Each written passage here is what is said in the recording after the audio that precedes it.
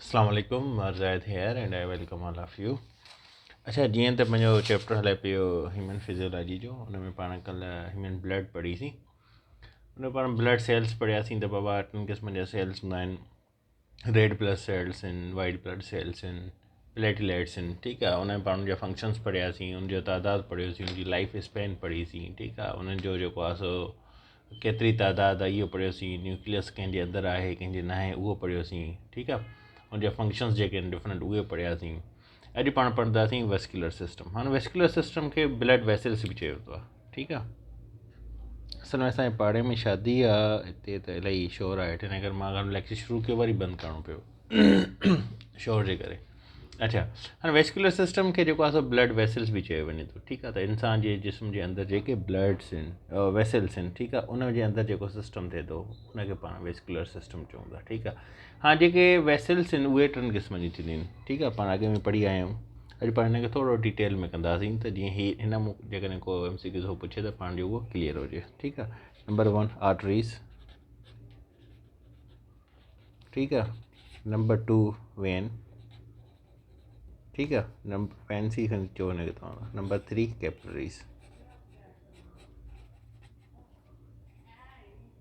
सही आहे, त ही टे जेके आहिनि सो इहे कंप्राइज़ करे वेस्कुलर सिस्टम ठाहिनि था। वेस्कुलर सिस्टम जेको आहे सो उहो हिन टिनि ते मुहित आहे।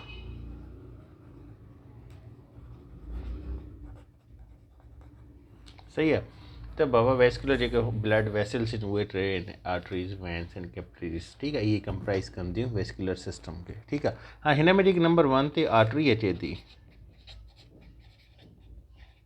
हाणे हीअ छा आहिनि, हीअ सभ खां स्ट्रांग हूंदियूं आहिनि। ठीकु आहे, नंबर 1 स्ट्रांग आहिनि हीअ सभिनि खां। ठीकु आहे, इलास्टिक हूंदियूं आहिनि। इलास्टिक तव्हांखे ख़बर आहे न, रबड़ खे जीअं पाण छिकींदा आहियूं, या इलास्टिक हूंदो आहे, नाड़ो हूंदो आहे जेको, उहो जीअं उहो मतिलबु हुन में जेके इलास्टिक हूंदी आहे, छिकबो आहे। हे बि माना आर्टरी खे तव्हां छिकींदो त उहो छिकिजी वेंदी। ठीकु आहे, रबड़ वारी इलास्टिक हूंदी आहे इहा। इहा छा हूंदी आहे, स्ट्रांग हूंदी आहे, इलास्टिक हूंदी आहे। ठीकु आहे, ऐं हीअ जेकी आहे सो कैरी कंदी आहे ब्लड अवे फ्रॉम हार्ट। ठीकु आहे, इहो पाण पोयों बि पढ़ी आया आहियूं।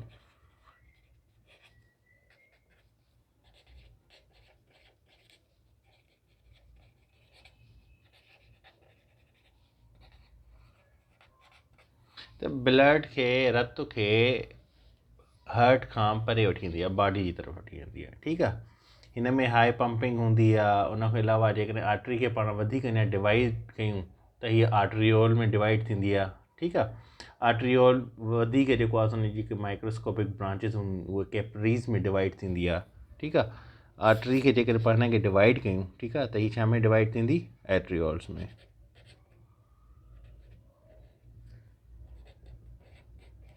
ठीकु आहे, हीअ वधीक जेकॾहिं पाण हिनखे डिवाइड कयूं त हीअ कैपिलरीज़ में डिवाइड थींदी। हाणे तव्हांखे हिनखे मां जेकॾहिं हिते हिन जो थोरो सम्झायां त हीअ ॾिसो, हाणे हीअ सम्झो हीअ आहे आर्टरी। ठीकु आहे, हाणे आर्टरी जे अंदरि हीअं हे जेके हूंदियूं आहिनि हे कैपिलरीज़ हूंदियूं आहिनि। ठीकु आहे,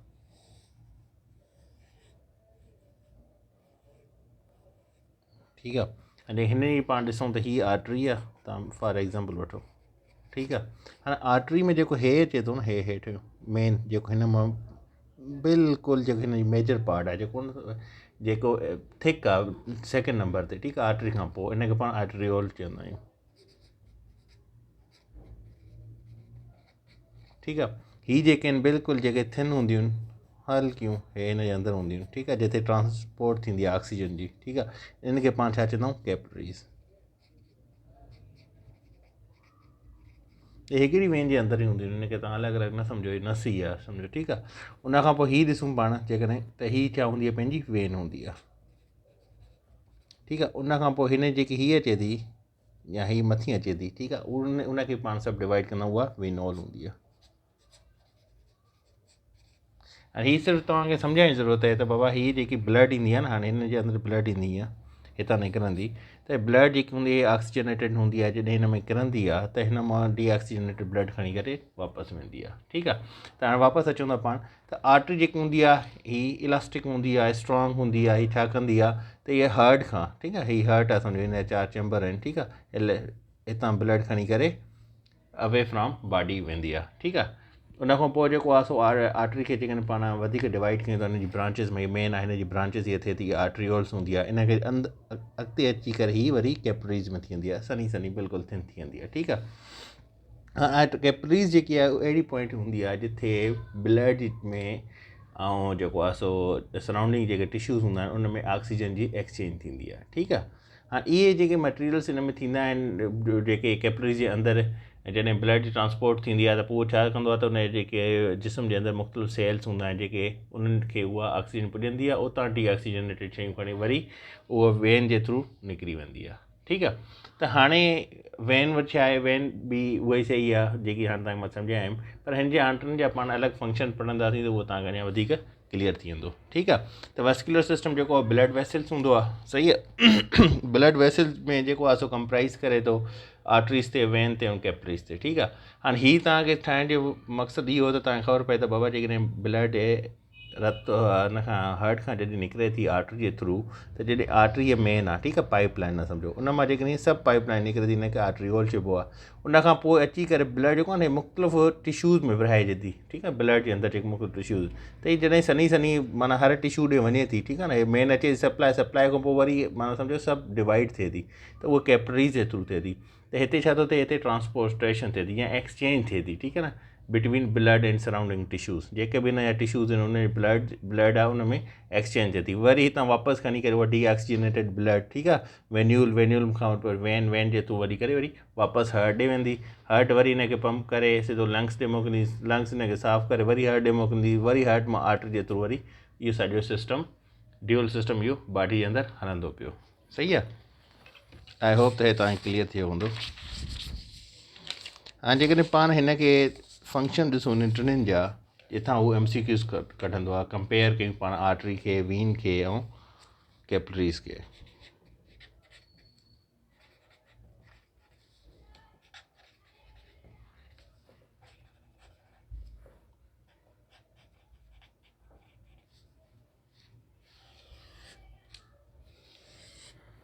ठीकु आहे।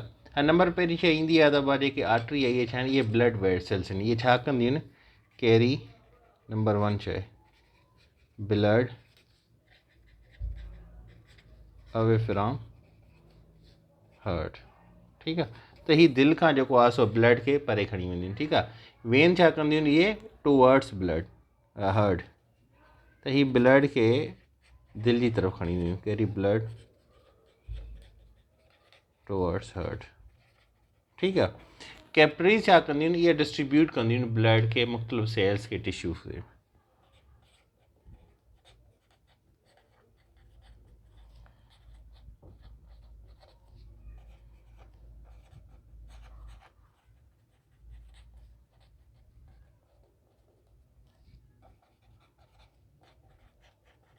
सही आहे।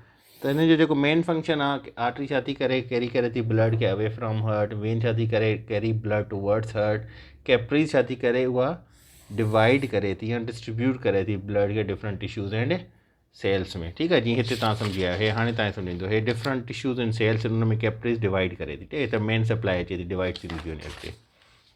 उनखां पोइ सेकेंड नंबर ते पाण ॾिसूं त आर्टरी जेकी आहे सो उहो ऑक्सीजनेटेड ब्लड, ठीकु आहे न, कैरी कंदी आहे। त हिन में हिकिड़ी एक्सेप्शन ईंदी आहे।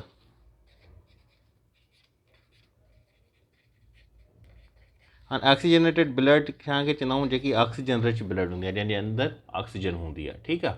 हाणे हिन आर्टरीज़ में हिकु MCQ ईंदो आहे, इम्पोर्टेंट उहो ई हूंदो आहे त बाबा कहिड़ी आर्टरी आहे जेकी ऑक्सीजनेटेड ब्लड खे नथी कैरी करे, उहा पल्मोनरी आर्टरी हूंदी आहे। ठीकु आहे।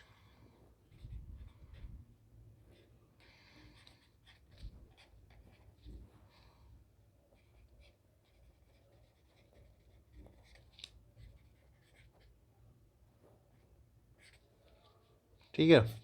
त पल्मोनरी जेकी आर्टरी आहे उन खां अलावा, ठीकु आहे, बाक़ी हर जेकी आहे सो आर्टरी जेको आहे उहा कैरी कंदी आहे ऑक्सीजनेटेड ब्लड खे, ठीकु आहे, साफ़ु रत खे उहा कैरी कंदी आहे, ठीकु आहे। वेन जेको आहे उहो कैरी छा खे करे थी, डी ऑक्सीजनेटेड ब्लड खे।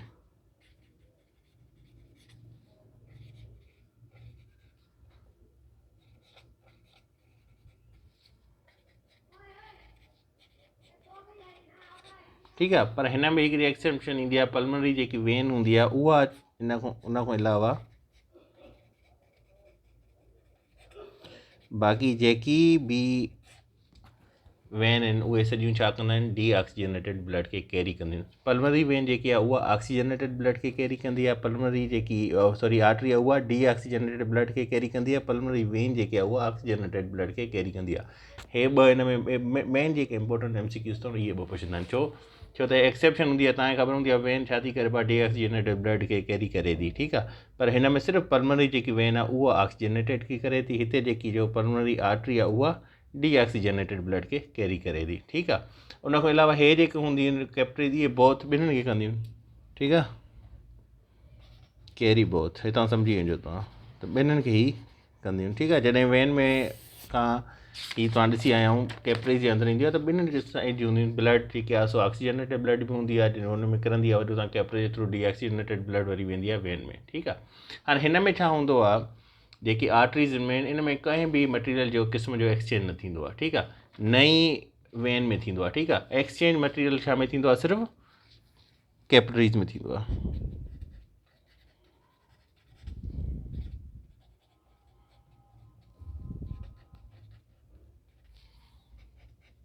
नो एक्सचेंज, नो सां सम्झी वञो त नो मतिलबु एक्सचेंज कंहिं बि शइ जो न थींदो, छो त हिन में जॾहिं कैप्टरीज में वेंदी आहे त उते उहा ऑक्सीजनेटेड ब्लड खे चलाईंदी आहे, उतां डी ऑक्सीजनेटेड ब्लड खे वापसि खणंदी आहे, ठीकु आहे। आर्टरीज़ में जेको आहे सो स्मॉल बोर हूंदो आहे, ठीकु आहे न, बोर तव्हांखे ख़बर आहे, सोराख़, ठीकु आहे, जेको हीअ आर्टरी आहे जॾहिं हीअ अचे थी हिन जो स्मॉल बोर आहे, ठीकु आहे। हे जेकी वेन आहे, ठीकु आहे, इन जो जेको आहे सो लार्ज बोर हूंदो आहे, इन वेन में इलाही वॾो सोराख़ हूंदो आहे, ठीकु आहे। उन खां पोइ जेकी कैप्टरीज़ आहे इन में 1 सेल थिक बोर हूंदो आहे, नंढो बिल्कुलु,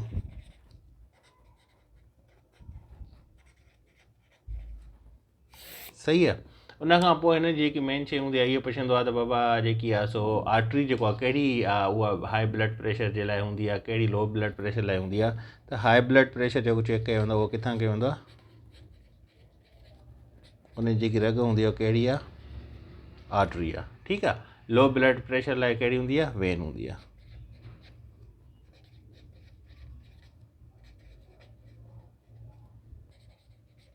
सही आहे। उन खां पोइ हाणे ही तव्हां कीअं सम्झो लो ब्लड प्रेशर, जॾहिं बि तव्हां पंहिंजो ब्लड प्रेशर चेक कराईंदा आहियो त जॾहिं हेठों 80 जो ईंदो आहे, इहो किथां छाजी पाण खे रीडिंग ॿुधाईंदो आहे, वेन जी ॿुधाईंदो आहे, मथे जेको 120 हूंदो आहे जेको नॉर्मल आहे उहो पाण खे आर्टरी जो ॿुधाईंदो आहे, ठीकु आहे। उन खां पोइ जेको कैप्टरीज़ आहे इन में कंहिं बि क़िस्म जो प्रेशर, ब्लड प्रेशर हूंदो ई न आहे, ठीकु आहे, निल रखूं सभु, निल मां सम्झी वेंदो, हिन में बिल्कुलु न आहे हूंदो, सही आहे। उन खां पोइ अॻिते पाण वधूं था त हाणे हिन में हिकु ॿी शइ हूंदी आहे, त जीअं मां तव्हांखे ॿुधायमि त जेके आर्टरी हूंदियूं आहिनि इहे इलास्टिक हूंदियूं आहिनि, थिक हूंदियूं आहिनि, ठीकु आहे, इहो बि पुछंदो आहे, थिक एंड इलास्टिक। उन खां पोइ जेको वेन जेकी हूंदी आहे उहा थिन हूंदी आहे ऐं लेस इलास्टिक हूंदी आहे,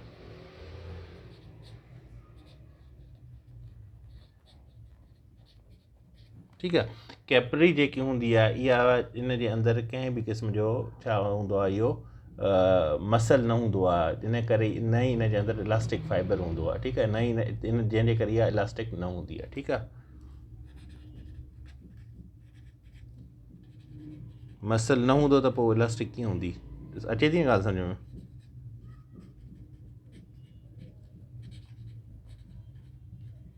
ठीकु आहे। त जेकी आर्टरी हूंदी आहे थिक हूंदी आहे, इलास्टिक हूंदी आहे, जेकी वेन आहे उहा लेस इलास्टिक हूंदी आहे, थिन हूंदी आहे, ठीकु आहे, सनी हूंदी आहे, ऐं जेकी कैप्टरीज़ आहे उनजे अंदरि मसल ई न आहे हूंदो, ठीकु आहे, या इलास्टिक फाइबर ई न आहे हूंदो, जंहिंजे करे उहा इलास्टिक न आहे हूंदी, ठीकु आहे।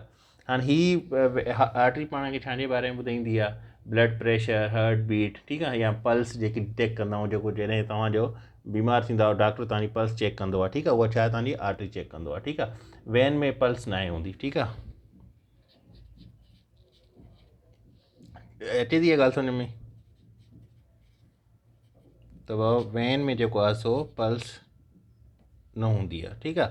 हिन में जेको आहे सो ब्लड प्रेशर जेको तव्हांजो चेक थींदो आहे, ठीकु आहे। ब्लड प्रेशर खां पोइ तव्हांजी हार्ट बीट जेकी चेक थिए थी उहा बि तव्हांजी आर्टरी जे थ्रू चेक थिए थी, ठीकु आहे। आर्टरी तव्हांजी चेक थिए थी, तव्हांखे ख़बर पए थी। जॾहिं बि तव्हां बीमार थिए थो न, डॉक्टर जॾहिं तव्हांजी आर्टरी चेक कंदो आहे त बेसिकली उहो हार्ट बीट जी स्पीड चेक कंदो आहे, ठीकु आहे।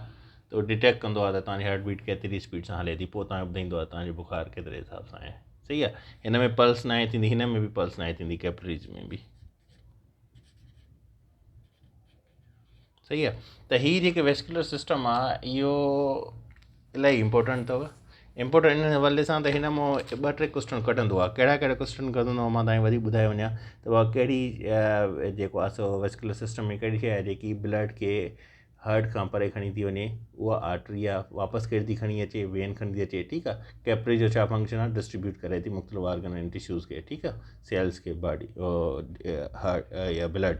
उन खां अलावा आर्टरी जेको आहे इहा कैरी करे थी ऑक्सीजनेटेड ब्लड खे, सिर्फ़ु हिन में पल्मोनरी आर्टरी आहे जेकी डी ऑक्सीजनेटेड ब्लड खे कैरी कंदी आहे। वेन जेकी आहे कैरी करे थी डी ऑक्सीजनेटेड ब्लड खे, सिर्फ़ु हिन में हिकिड़ी पल्मोनरी वेन हूंदी आहे जेकी ऑक्सीजनेटेड ब्लड खे कैरी कंदी आहे। हे ॿिन्हिनि खे कैरी कंदी आहे, ठीकु आहे। उन खां अलावा हिन में एक्सचेंज मटीरियल थिए थो, वेन में नथो थिए, आर्टरी में नथो थिए। डी ऑक्सीजनेटेड उछलाए थी टिश्यूज़ में, उतां ऑक्सीजनेटेड ब्लड खे उछलाए थी ऐं डी ऑक्सीजनेटेड ब्लड खे खणे थी, कैपिलरीज़ खणंदी आहे। हिन में स्मॉल बोर हूंदो आहे, नंढो सोराख़ हूंदो आहे। हिन में वॾो सोराख़ हूंदो आहे। हिन में 1 सेल थिक बोर हूंदो आहे, ठीकु आहे। हीअ एतिरो इंपॉर्टेंट न आहे, हीअ इंपॉर्टेंट आहिनि, हे इंपॉर्टेंट आहिनि। उन खां अलावा हे इंपॉर्टेंट आहिनि। हाई ब्लड प्रेशर कहिड़ी हूंदो आहे, आर्टरी जो हूंदो आहे। लो ब्लड प्रेशर पाण खे कंहिंजी रीडिंग ईंदो आहे, वेन जी ॾींदो आहे, ठीकु आहे। हिन में प्रेशर ब्लड जो न हूंदो आहे, ठीकु आहे। थिक एंड इलास्टिक कहिड़ी हूंदी आहे, आर्टरीज़ आहे, ठीकु आहे। थिन एंड लेस इलास्टिक कहिड़ी आहे, वेन आहे, ठीकु आहे। हिन में मसल न हूंदो, इन करे हिन जे अंदरि इलास्टिक फाइबर बि न हूंदो आहे। उन खां अलावा ब्लड प्रेशर, हार्ट बीट पाण खे आर्टरी जे थ्रू ख़बर पए थी। हिन में पल्स हूंदी न आहे, न ई कैपिलरी जे अंदरि पल्स हूंदी आहे। त हीअ पंहिंजो अॼु हुयो वेस्कुलर सिस्टम। सुबुह पाण लिम्फेथिक सिस्टम खे थोरो ॾिसंदासीं, ठीकु आहे। लिम्फेथिक सिस्टम मां तव्हांखे उअई ॿुधाए थो छॾियां, छा आहे, आसान शइ आहे। हाणे ॾिसो, जीअं पंहिंजी ब्लड कैरी थिए थी सॼे बॉडी में, जंहिंमें आर्टरी अचे थी, वेन अचे थी, कैपिलरी अचे थी, ईअं ई लिम्फेथिक सिस्टम आहे, ठीकु आहे। उहो छा थी करे, सर्कुलेट करे थी बॉडी में, पूरे पंहिंजी जेको बॉडी आहे इन जे अंदरि उहा सर्कुलेशन थिए थी। छाजी सर्कुलेशन थिए थी, त पंहिंजे बॉडी जे अंदरि जेको आहे सो अहिड़ियूं वेसल्स हूंदियूं आहिनि, लिम्फेथिक वेसल्स हूंदियूं जेके कैरी कंदियूं लिम्फ खे। हा, लिम्फ छा हूंदो आहे, इहो कलरलेस फ्लूइड हूंदो आहे जेको सॼी बॉडी जे अंदरि पंहिंजे जे अंदरि रवां थींदो आहे, ठीकु आहे। जीअं रत पूरी बॉडी जे अंदरि सर्कुलेट करे थी, ईअं ई लिम्फ जेको आहे न फ्लूइड हूंदो आहे, उहो सॼी बॉडी जे अंदरि सर्कुलेट करे थो। हाणे हिन जो छा सिस्टम छा हूंदो आहे, अने पाण जे अंदरि जेके अनवांटेड टॉक्सिन्स हूंदा आहिनि, जेके ज़हरीला मादा हूंदा आहिनि, वेस्टेज हूंदो आहे जेको पंहिंजो, या एक्सेसिव जेको वाटर पाण हद खां वधीक पीऊं था, उहो जेको वाटर थींदो आहे उनखे छा कंदो आहे, कैरी करे वापसि ख़ारिज करे छॾींदो आहे, ठीकु आहे। इन जा जेके मेन 3 ड्यूटीज़ आहिनि या 3 फंक्शन्स आहिनि, उहे कहिड़ा आहिनि। वाइट ब्लड सेल, जंहिंखे पाण लिम्फोसाइट बि चवंदा आहियूं, फाइट कंदो आहे इन्फेक्शन सां, ठीकु आहे। उन खां अलावा हिन में ड्रेनेज सिस्टम हूंदो आहे, त 1 वे हूंदो आहे, माना हिन मां जॾहिं फ्लूइड वेंदो आहे त उहो हिकु ई साइड में वेंदो आहे, वापसि न ईंदो आहे, ठीकु आहे। वेल्स हूंदा आहिनि विच में, उहो बॉडी जे टिश्यूज़ खे वञी करे पुॼे थो, ठीकु आहे, ऐं ट्रांसपोर्ट करे थो फ्यूल खे ब्लड में। उन खां अलावा 3 फंक्शन जो मां अॻु में तव्हांखे ॿुधायमि, अनवांटेड टॉक्सिन थी विया, वेस्टेज मटीरियल थी वियो, या एक्सेसिव वाटर इनखे ख़ारिज करे थो, इहो लिम्फेटिक सिस्टम हूंदो आहे, ठीकु आहे। त असांजी बॉडी जे अंदरि जेको रत खां सवाइ जेको ॿियो फ्लूइड जेको लिम्फ हले थो, कलरलेस हूंदो आहे, उनखे पूरे जिस्म में घुमाईंदो आहे। इंशाल्लाह सुभाणे पाण जेको आहे सो नए टॉपिक सां मिलंदासीं। अल्लाह हाफ़िज़।